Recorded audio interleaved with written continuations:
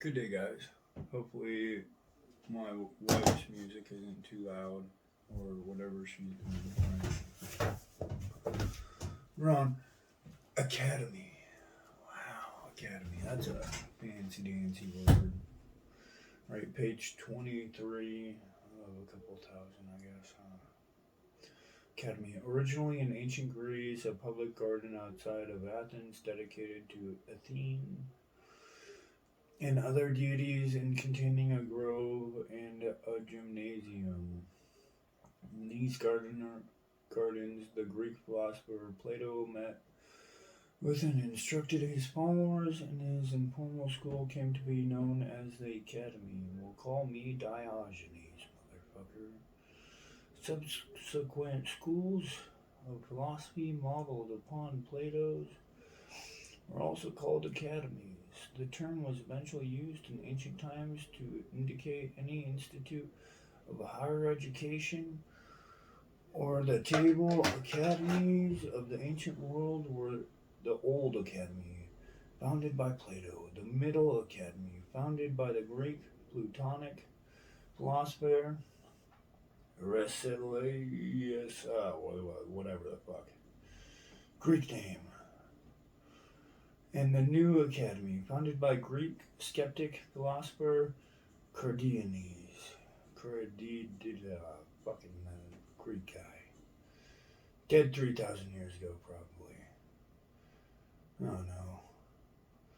As a term used to denote a school, the word academy has come to be compiled to certain kinds of institutions of learning. The English Puritan writer John Milton, in his Tractate on Education, 1640.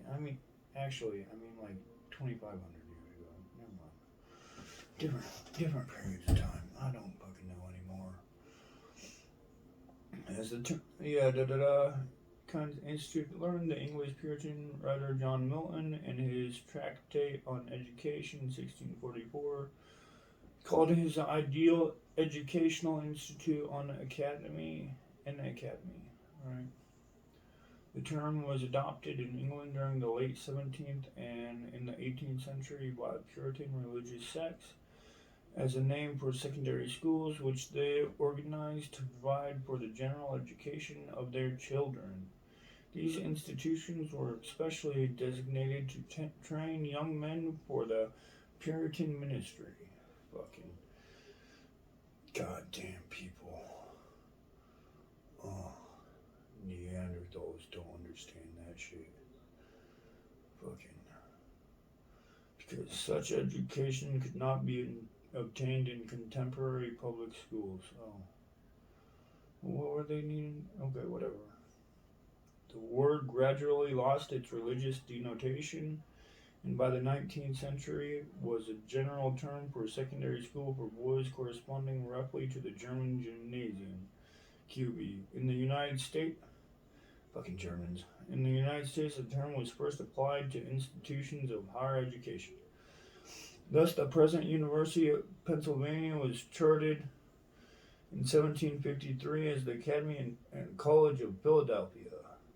About the end of the 18th century, however, academies of the English type were founded at Exeter, New Hampshire, I don't fucking know, and Andover, Massachusetts. Such academies steadily increased in popularity, taking the place of older Latin grammar schools, see education secondary. We'll get there. Right? In their typical form, they were controlled by trustees, usually of one religion denomination, and were not dependent upon state support. Cool. At the present time, these academies have been almost entirely superseded by public high schools, those which survive, including the Phillips Exeter and Phillips Andover academies, the earliest institutions of the type, have generally become contemporary schools. It happens. I wonder what they're doing today. This is 70 years ago. As a designation for a school, the term academy is also used in a looser sense to indicate institutions in which special fuck as terminating body fucking, they sure have a whole lot of context for this. Here, we'll go back to the United States. In the United States, academies have not attained the complexity and prestige of their European models because American scholars and scientists have traditionally preferred to organize and run societies open to all qualified applicants and independent of state support. Oof. Hit them with the heat. American academies of the European type include the National Academy of Design, the National Academy of Sciences, and the American Academy of Arts and Letters, QQV. We'll see them later. The last named academy, a counterpart of the French Academy, is a subsidiary division of the National Institute of Arts and Letters. See Institute of Arts and Letters National, we will, which in turn modeled upon the Institute of France. Oh, whatever. Acadia, or Acadie, right? Okay.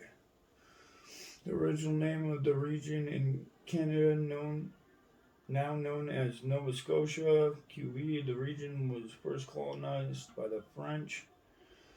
In 1604, the English claimed the colony by right of the discoveries of the explorer John Cabot in 1621. Fucking English. And grant to the peninsula was obtained by the Scottish poet and statesman Sir William Alexander. Man, what a fucking name. Scottish control of Acadia or Nova Scotia changed hands several times during the subsequent Anglo-French struggles for the control of the North America, with the British obtaining permanent possession of the Treaty of Utrecht, 1713, which ended Queen Anne Wars.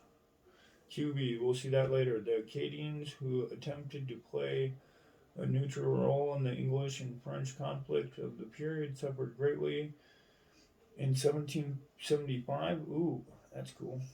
Well, no, okay, it's not cool that anyone suffered.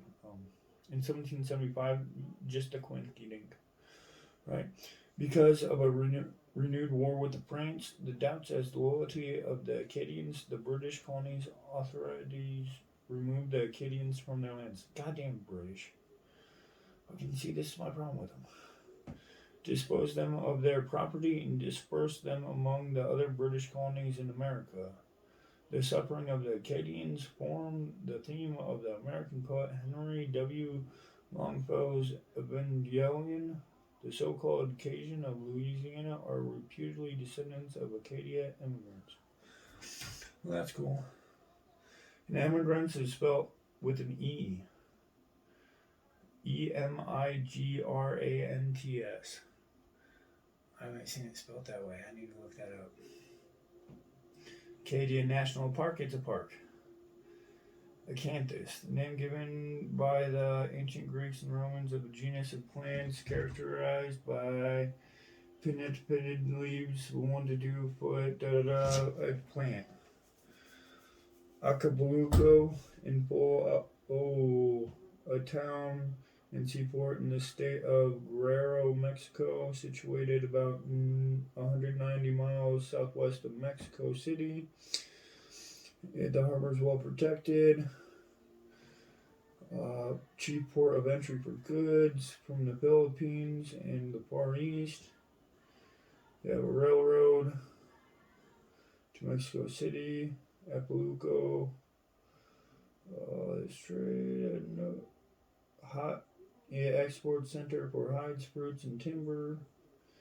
In 1940, the population was like 10,000.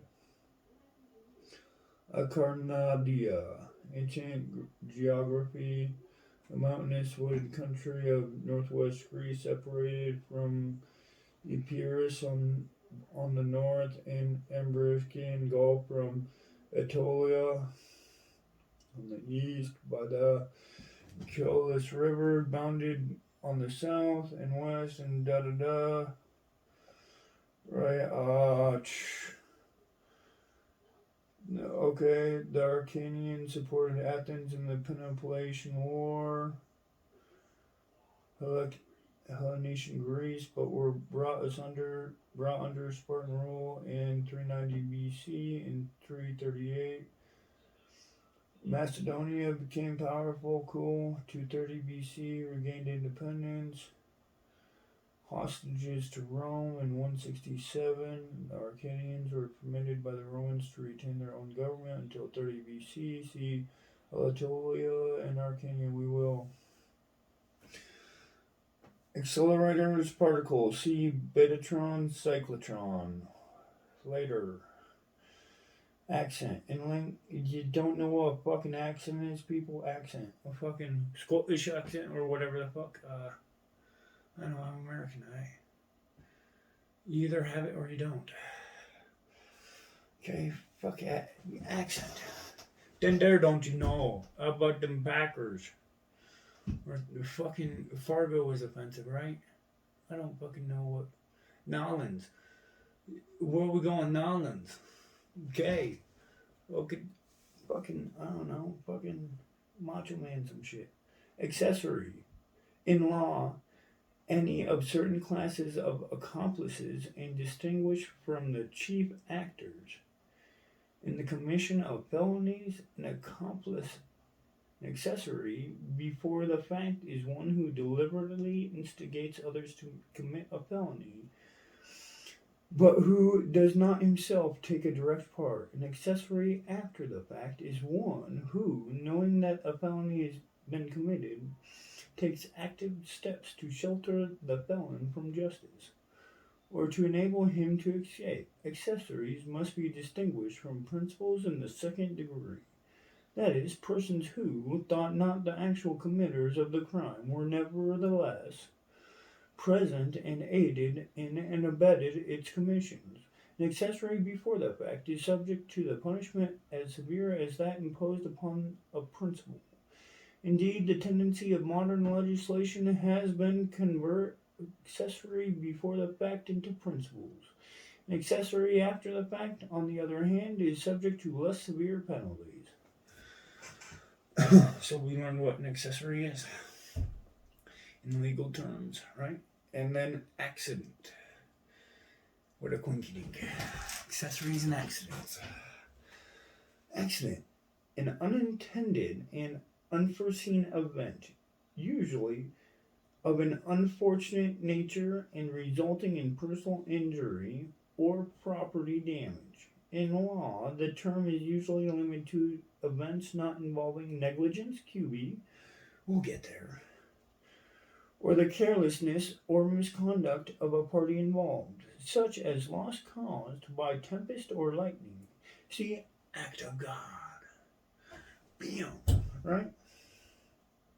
In popular usage, however, the term designated an unexpected event, especially if it causes injury or damage without reference to the negligence or fault of anyone. Two basic causes of such accidents are generally recognized: unsafe machinery, equipment, or surroundings, and human actions which are unsafe because of ignorance, inadvertence, or negligence of safety principles. Have you ever seen an OSHA violation? But if you read the Yale handbooks for forklifts, there's actually a quote. And now, this is not for personal job to job. You have your own violations and regulations and OSHA's, depending on if you're America, here and there. When you buy the forklift manual, which you're supposed to read to operate a forklift, if it's a Yale, on page 7 or 8 or maybe 16, it says something about a person being lifted with the forks to a higher elevation if absolutely necessary. Now, define absolutely necessary, that's your own dictionary, and they give you that. If you're reading this to drive a machine that weighs a couple tons, to move tons of materials, you should. Okay. Where were we? Oh, yes.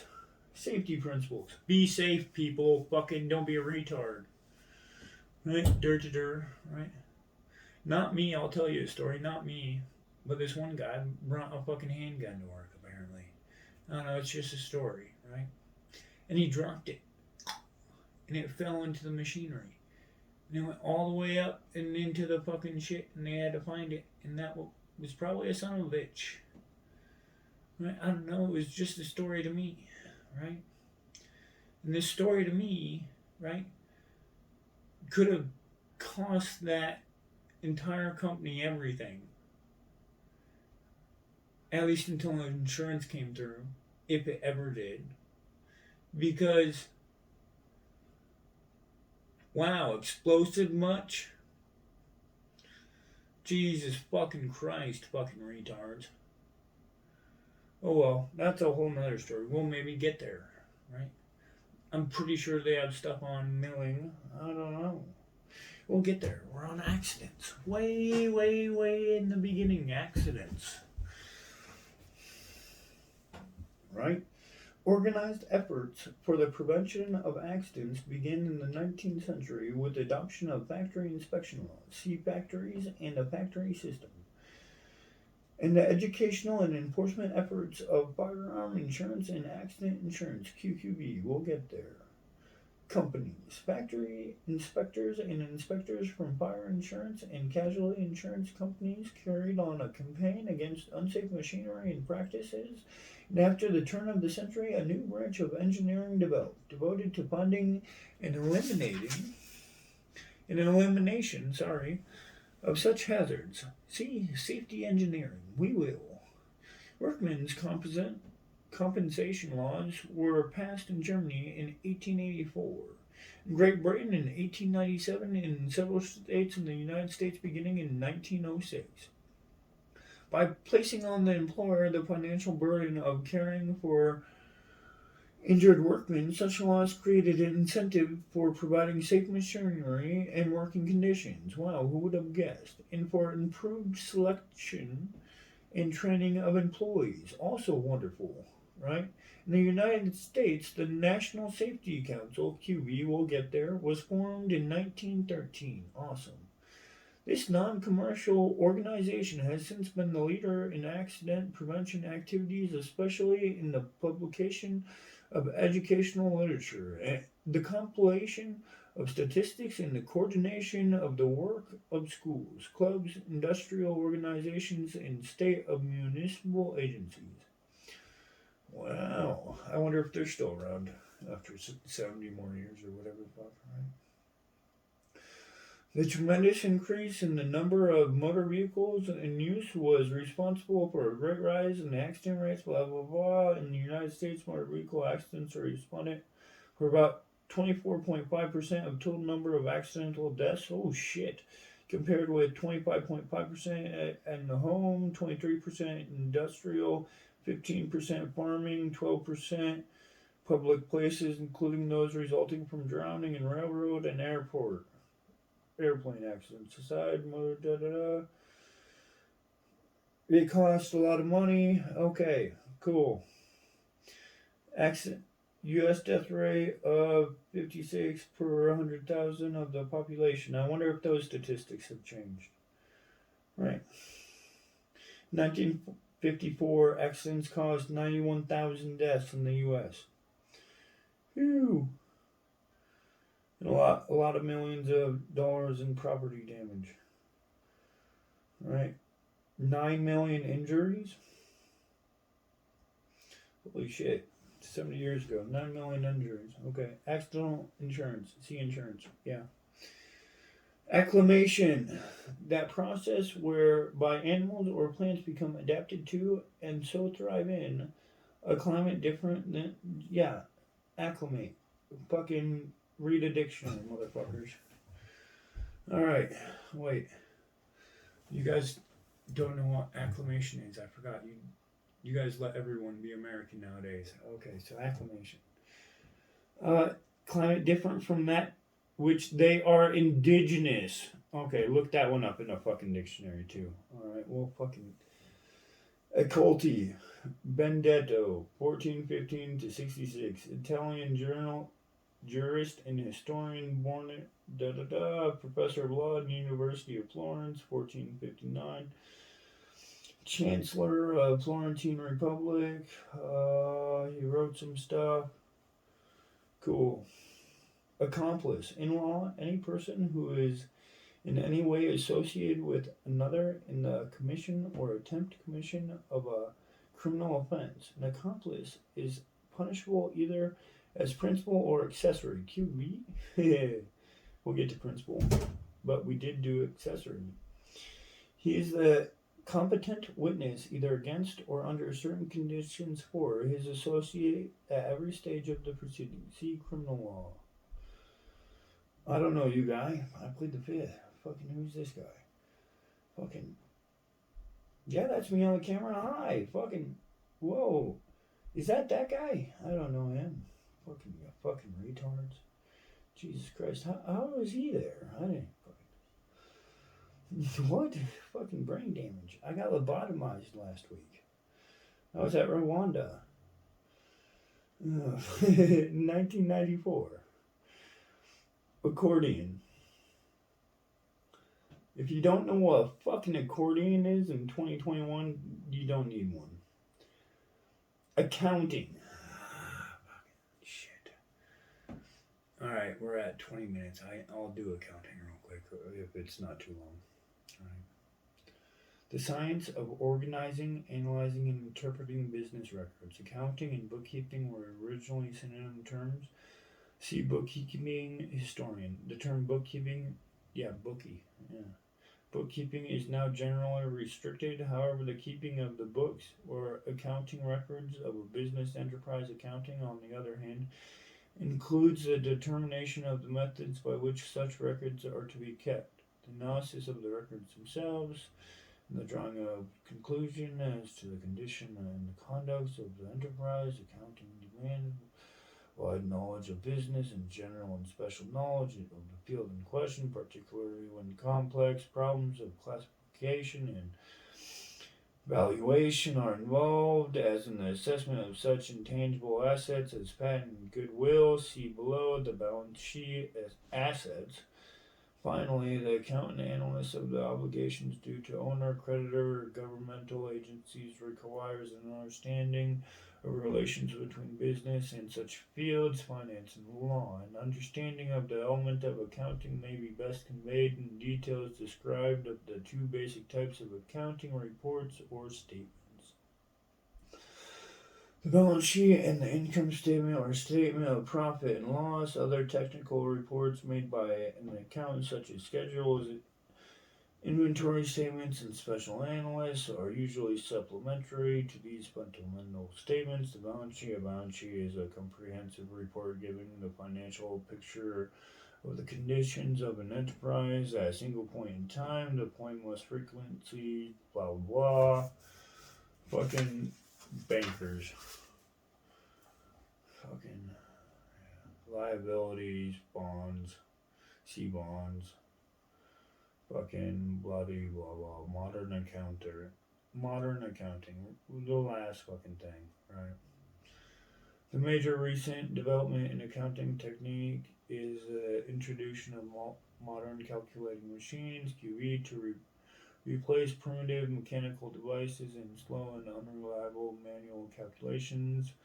Among important professional developments fostered by increasing specialized training is the appearance of such specialists as the tax accountant, specializing in the preparation of tax returns, the cost accountant, specializing in detailed analysis of cost of labor, materials, and overhead expenses. Specialization has also appeared in the accounting department of most large corporations. An accounting department is now generally managed by certified public accountants who prepare accounting statements for the company and assist in preparation of its financial budget. In addition, generally bookkeeping and international auditing, which also falls within the province of accounting department, are supervised by accountants. General charge of the accounting department is usually vested in an officer of the corporation, such as a treasurer or comptroller. Holy shit. Right? Fucking Christ. Yeah, like fucking Over 2 fucking full pages of that shit. Jesus fucking Christ. Fucking account. Goddamn, the fucking banker and the tax man. Okay, I get it. He figures out the value of stuff. Yeah, fucking, okay. I get it. He pays me my cut and he fucking counts the rest of it and he fucking pays everyone their cuts. And he takes his cut. Right. So that I don't have to fucking do that bullshit. His job. Well, hopefully he does it right. And I've seen where those people fuck people over, so yeah, fucking awesome. We're at accounting. I'm done for now, at least. Alright. Y'all have a good one, guys. I'm fucking bookmarked. Done. I need to hit the bed. Fucking something. Have a good one, guys.